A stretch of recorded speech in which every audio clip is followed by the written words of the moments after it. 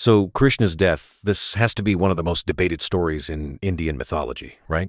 I mean, you've got the Mahabharata saying one thing, the Puranas adding their own spin, and then so many theories floating around for centuries. What's your take? Why do you think the story fascinates people even today? Honestly, it's wild how layers keep getting added.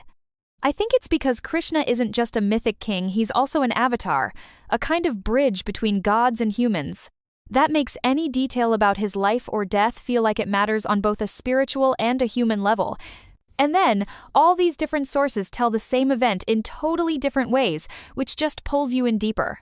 And the drama around his death is just unreal. You've got that scene with Gandhari, heartbroken after the war, cursing Krishna so the Yadavs get wiped out, almost like karma circling right back.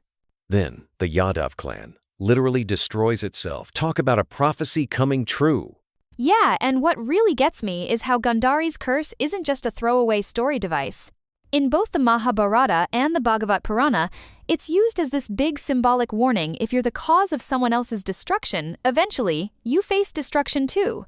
It's kind of poetic justice, but also a bit chilling. Right after the Yadavs are gone, there's this twist Krishna in the forest. And suddenly, a hunter named Jara accidentally hits him in the foot with an arrow, thinking he's shooting at a deer. It almost sounds too ordinary for a figure like Krishna. It really does, but that's the part many people puzzle over. For someone considered an immortal, all-powerful avatar, how could a regular hunter's arrow take him down? Some say Krishna could have saved himself if he wanted, but he chose not to, like he was ready for his role on Earth to end. That really flips the script, doesn't it? Instead of a tragic accident, it becomes an intentional exit, a graceful ending to his Leela, or divine play. Oh, and did you notice the texts even say Krishna's body bled and suffered just like any other human? That detail always stuck with me. Exactly. It's like the stories want us to remember he was fully divine and fully human at the same time. His body could die, but his essence, his spirit, those are described as eternal. Makes you wonder if the real point was about showing the limits of even an avatar's earthly form. Funny enough, some traditions say Krishna didn't actually die at all. Instead, they believe he just left his physical form and returned to Goloka, his heavenly abode. It's not a death, it's an intentional departure. That's such a fascinating contrast. On one hand, you have logical explanations: he was born as a human, so he died like a human. But on the other, there's deep faith that the soul, the true Krishna, is deathless.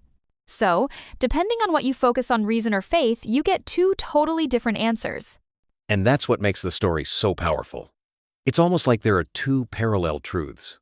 Historically, Krishna's human body ends. Spiritually, his existence just carries on. It's less about how did he die, and more about what did his leaving mean for his followers. Couldn't agree more. His death isn't really the end, but more like the close of a chapter. His divine play ended, but the ripples of his life and teachings keep going. That lingering sense of mystery is probably why people are still talking about it after thousands of years.